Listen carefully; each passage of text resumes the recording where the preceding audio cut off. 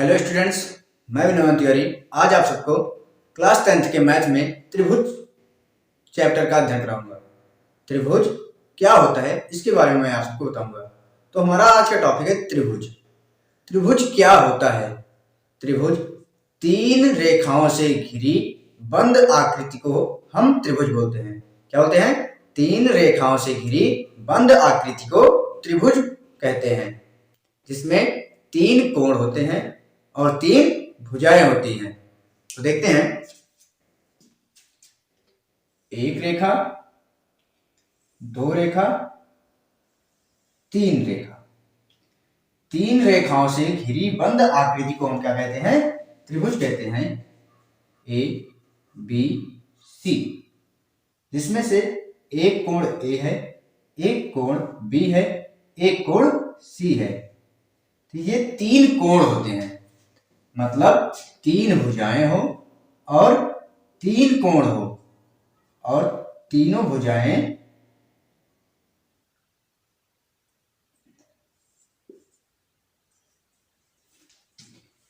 तीन भुजाओं से घिरी बंद आकृति को हम क्या कहते हैं?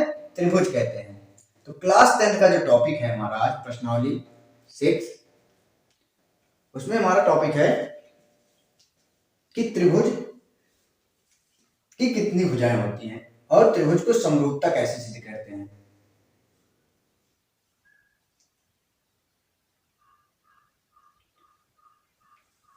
समरूप त्रिभुज। समरूप त्रिभुज कब होगा? समरूप त्रिभुज कब हो सकता है? तो समरूपता सिद्ध करने के लिए हमारे पास दो त्रिभुज होने चाहिए। कितने त्रिभुज होने चाहिए? दो त्रिभुज होने चाहिए, और जिसमें तीन कोण हो, तीन भुजा हो। क्या हो? तीन भुजा हो और तीन कोण हो, और त्रिभुज में कोणों या भुजाओं का कोई कॉम्बिनेशन हो, तो वो हमारे समरूप त्रिभुज होते हैं। त्रिभुजों के समरूपता को सिद्ध कैसे किया जाएगा? उनके कोणों में कोई संबंध हो या उनकी भुजाओं में कोई संबंध हो, तो हम समरूप त्रिभुज कहते हैं। तो समरूपता सिद्ध करने के लिए हम समरूप त्रिभुज के गुणों का अध्ययन करेंगे। तो पहला टॉपिक है हमारा समरूप त्रिभुज। क्या है? समरूप त्रिभुज। इसे हम लिखते हैं। तो समरूप त्रिभुज के लिए हमने लिखा है, एक त्रिभुज तीन रेखाओं से घिरी हुई समतलीय आकृति है। मतलब जो त्रिभुज होती है तीन रेखाओं से घिरी हुई समतलीय आकृति होती है, जिसमें तीन भुजाएं तथा तीन कोण होते हैं। ये तो हम बता चुके थे। त्रिभुज क्या होता है? तीन भुजाएं होती हैं उसमें और तीन कोण होते हैं। अब समरूपता कब होगा? समरूप त्रिभुज कब होंगे? दो त्रिभुज समरूप कहलाते हैं। पहला पॉइंट, यदि उनके संगत कोण समान हो। क्या हो? संगत कोण उनका समान हो। और दूसरा पॉइंट होता है उनकी संगत भुजाएं समानुपाती हो। पहला क्वालिटी क्या होना चाहिए? उनके संगत कोण समान होने चाहिए, और दूसरा उनकी संगत भुजाएं समानुपाती हो, मतलब समान अनुपात में हो। तो देखते हैं, त्रिभुज A B C, A B सी, और त्रिभुज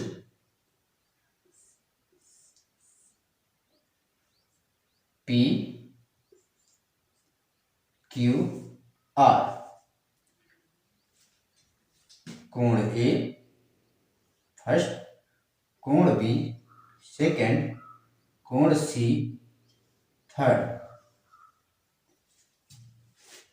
कोण पी फर्स्ट, कोण क्यू सेकेंड, कोण आर तीसरा कोण।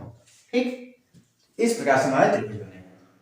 फर्स्ट त्रिभुज A B C, second P Q R. ये दो त्रिभुज हैं, ये समरूप रहेगा। समरूप के लिए कोण ए बराबर होगा कोण पी के, कोण बी बराबर होगा कोण क्यू के, कामा कोण सी बराबर होगा कोण आर के।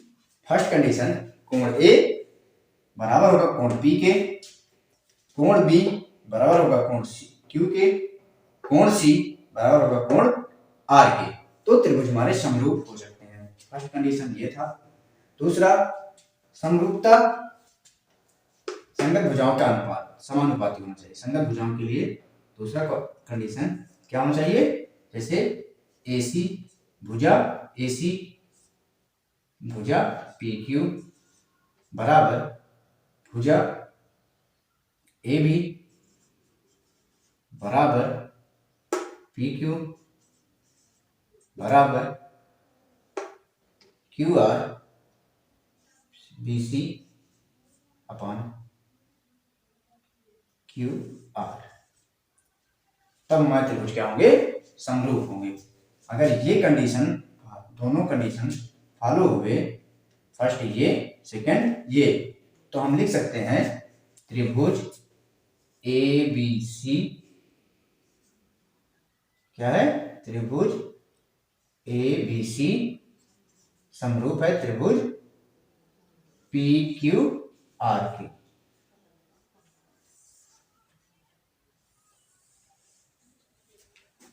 ठीक, तो पहला कंडीशन क्या है, त्रिभुज एबीसी समरूप है त्रिभुज पी क्यू आर के। हल्का झिकझैक टाइप होता है। ठीक, तो फिर से समझते हैं समरूप त्रिभुज क्या होता है। समरूप त्रिभुज होते हैं जब दो त्रिभुज समरूप कहलाते हैं, उनके संगत कोण क्या हो, समान हो, और उनकी संगत भुजाओं का अनुपात समान हो, समानुपाती हो। तो देखो हमने लिखा कोण ए बराबर कोण बी पी, कोण बी बराबर कोण क्यू, कोण सी बराबर कोण आर। इस कंडीशन में देखो तो ये क्या होगा, समरूप त्रिभुज होगा। या दूसरी कंडीशन, इन भुजाओं का अनुपात बराबर हो, समानुपाती हो।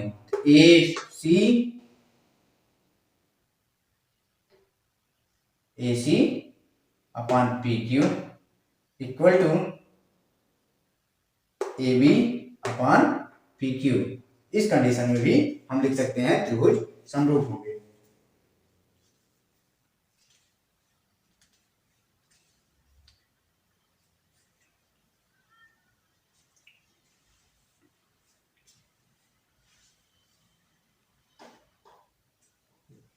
त्रिभुज की समरूपता के लिए कसौटियां, त्रिभुज की समरूपता के लिए कसौटियां जो होती हैं, मतलब तरीके, कसौटियों को कितने रूप से हम समझ सकते हैं कि ये समरूप है या सर्वांग सम है। तो त्रिभुज की सर्वांग समता के लिए हम तीन कसौटियों पर ही आधारित रहते हैं। पहला, कोण कोण कोण कोण कोण कोण शॉर्ट में से लिखते हैं एंगल एंगल एंगल कसौटी।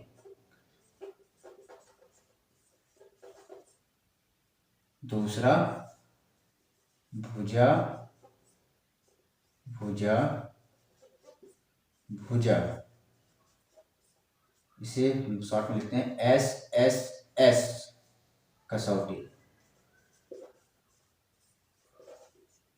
तीसरा, भुजा कोण भुजा SAS कसौटी।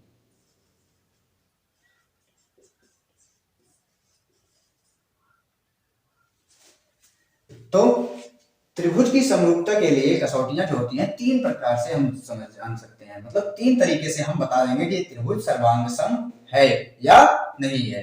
तो पहला कंडीशन है कोण कोण कोण की, मतलब एंगल एंगल एंगल कसौटी, कौन सा, कोणों की कसौटी होती है। दूसरा होता है भुजा भुजा भुजा, तीनों भुजाओं की कसौटी, मतलब तीनों भुजाओं की जो अनुपात समानुपाती होता है, वो कंडीशन अगर सेम हो गया तो क्या होगा, ये समरूप त्रिभुज होगा। और तीसरा है भुजा कोण भुजा, मतलब साइड एंगल साइड कसौटी।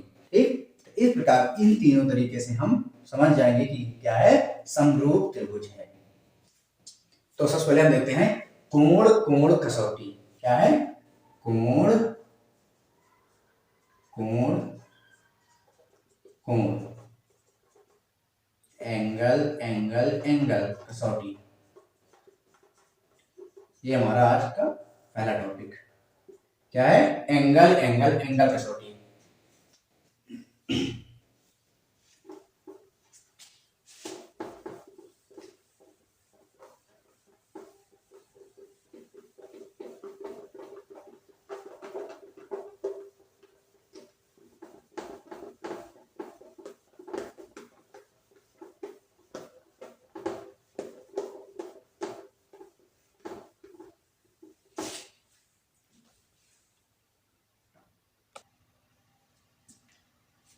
कोण कोण एंगल एंगल की कसौटी से यदि दो त्रिभुज में संगत कोण, यदि दो त्रिभुज में संगत कोण बराबर हो तो उनकी संगत भुजाएं एक ही अनुपात में होती हैं।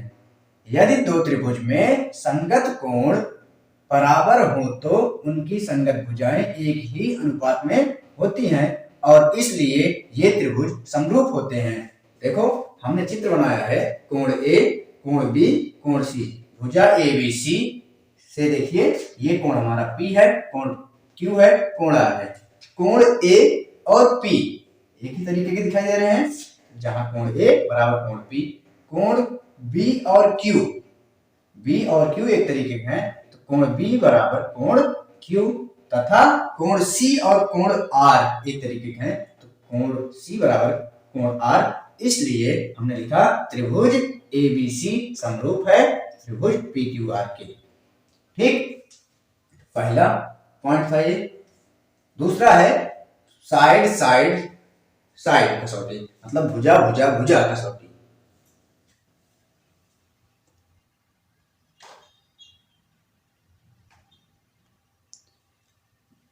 भुजा भुजा भुजा एसएस समरूपता कसौटी से, साइड साइड वाले कसौटी से क्या होता है, यदि दो त्रिभुजों में एक त्रिभुज की भुजाएं दूसरे त्रिभुज की भुजाओं के समानुपाती होती हो तो इनके संगत कोण बराबर होते हैं, इसलिए दो त्रिभुज समरूप होते हैं। क्या होते हैं? जो त्रिभुज होते हैं वो समरूप होते हैं।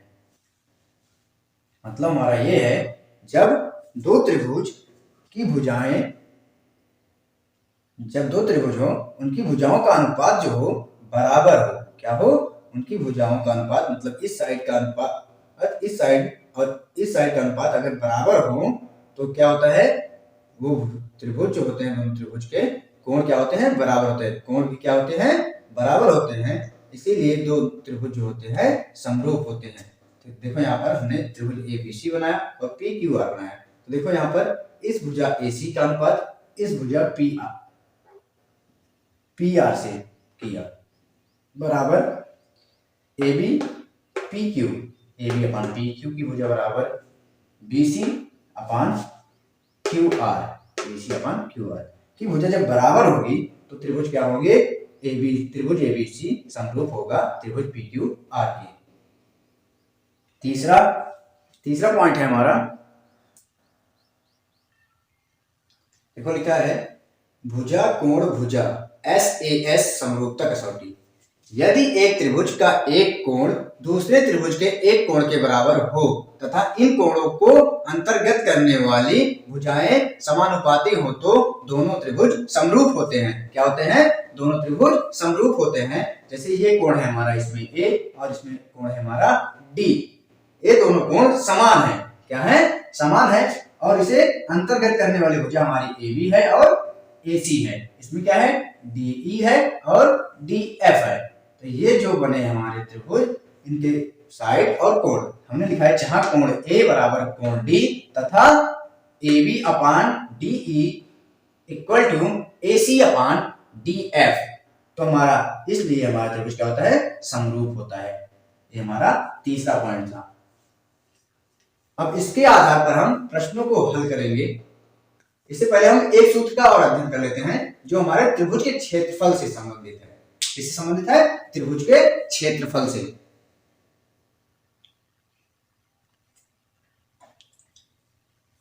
दो समरूप त्रिभुजों के क्षेत्रफलों का अनुपात इनकी संगत भुजाओं के वर्ग के अनुपात के बराबर होती है। ये मोस्ट इंपॉर्टेंट पॉइंट है इसमें का।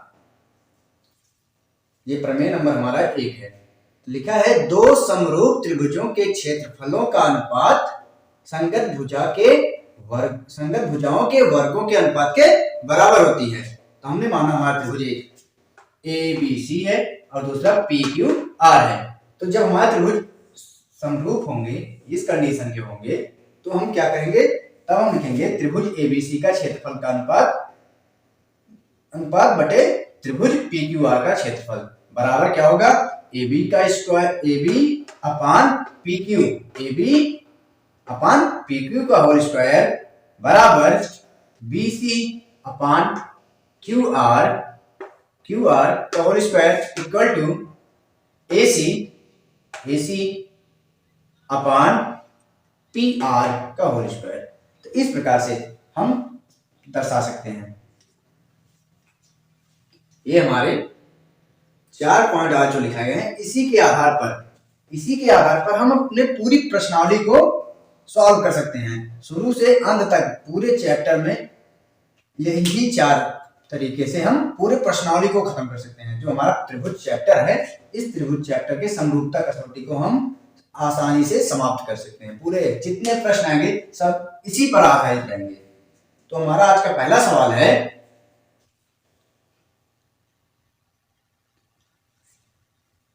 आज का हमारा पहला, दी गई आकृति में DE समांतर है BC के, तब AD का मान ज्ञात करना है। हमें किसका मान निकालना है? AD भुजा की मान बताना है। AD क्या होगा? क्या निकालना है?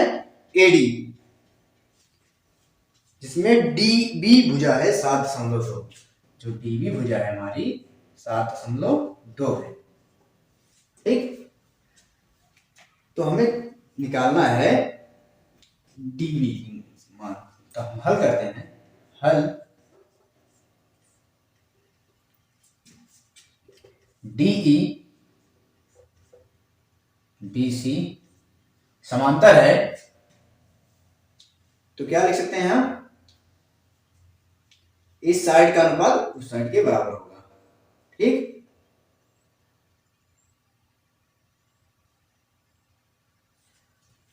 लिखेंगे हम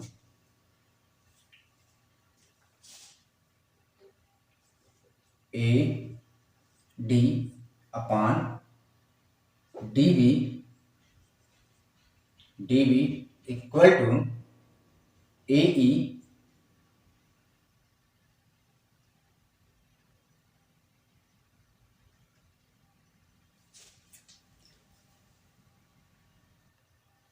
तुमने क्या लिखा? AD अपान DB ये भुजा, AD अपान DB और AE अपान EC। तो AD का मान हमें पता है, नहीं पता, AD का मान निकालना है हमें। DB का मान हमें पता है 7.2 इक्वल टू, ये सब सेंटीमीटर में। ठीक, AE का मान पता है हमें 1.8 अपान EC का मान हमें पता है 5.4। तो ये पॉइंट हट जाएगा, तो ये बन जाएगा AD अपान 7.2 इक्वल टू 18/54। 18 एकम 18, 18 54, 1/3। तो ये बनेगा हमारा 3, इसका क्रॉस मल्टीपल होगा तो बनेगा 3AD इक्वल टू 7.2। तो AD इक्वल टू 7.2/3। तो ये हो जाएगा हमारा AD इक्वल टू 3 दूनी 6, 3 चौक 12 सेंटीमीटर। क्या आएगा? 2.4 सेंटीमीटर। एडी भुजा कितनी आएगी हमारी? 2.4 सेंटीमीटर। इसी प्रकार से दूसरा प्रश्न है हमारा,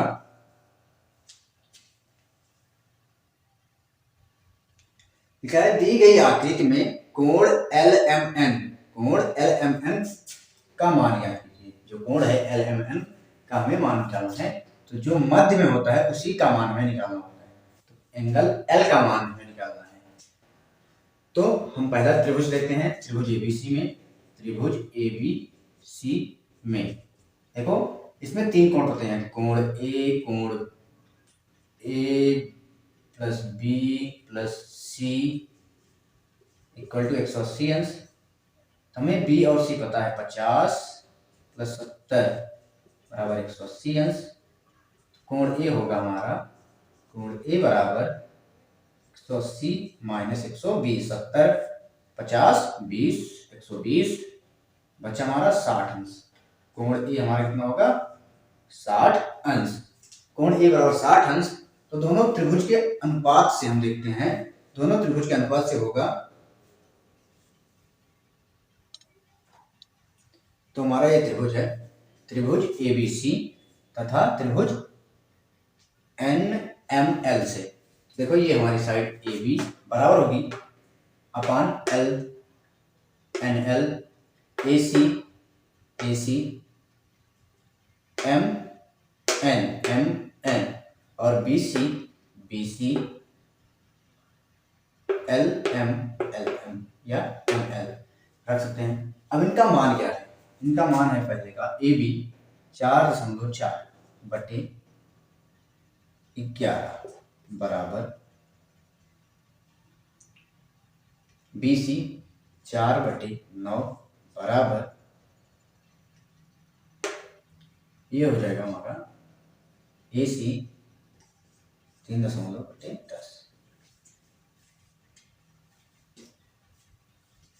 अब इस स्थिति में हम इसे सॉल्व करेंगे, तो ये होगा हमारा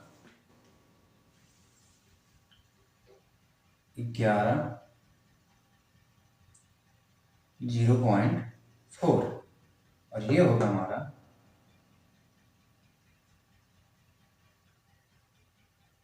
0.4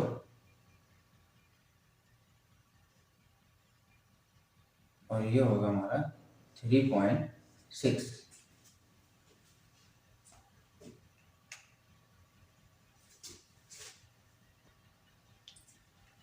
तो यहाँ पर हमने थोड़ा मिस्टेक कर दिया था, ये BC भुजा जो है MN के बराबर है और ये भुजा जो हमारी है ML के बराबर है। तो ये हमारा 0.4/11 बना। ये BC AC भुजा जो है 36 क्या है 4/10 होगा, ये MN 10 और ये हो जाएगा 36/9। डिवाइड करेंगे वही आंसर आएगा, सेम आंसर आएगा। 11 को डिवाइड करेंगे तो 0.4, 10 से 4 को डिवाइड करेंगे 0.4, 9 से 3.6 को डिवाइड करेंगे 0.4। तो इस कंडीशन में त्रिभुज ABC जो है समरूप है त्रिभुज NML के, इसलिए कोण A जो है बराबर होगा कोण MLN के।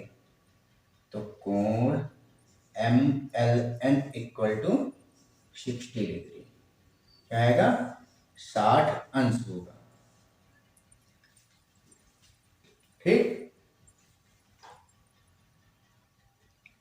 प्रश्न है दी गई आकृति में त्रिभुज ABD समरूप है त्रिभुज ADC समरूप है, तब P का मान ज्ञात कीजिए। किसका मान निकालना है हमें, P का मान निकालना है, P का मान ज्ञात कीजिए।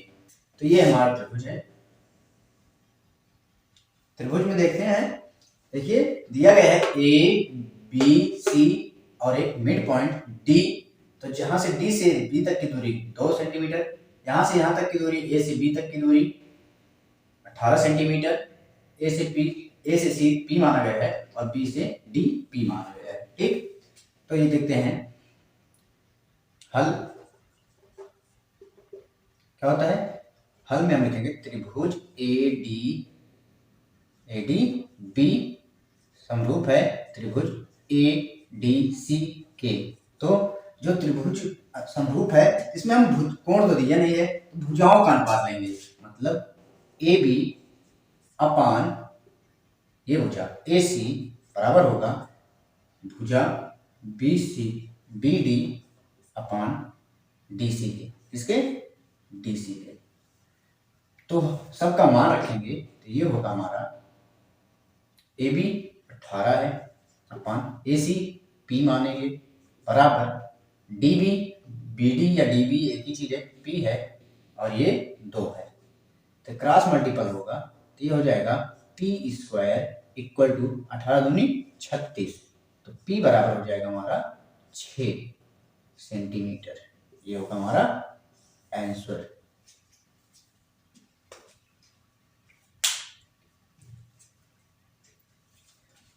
अगर आप सबको हमारा वीडियो अच्छा लगा है तो लाइक करें, शेयर करें, कमेंट करें और चैनल पर नए आए हैं तो हमारे चैनल को सब्सक्राइब करें। आप सबका धन्यवाद।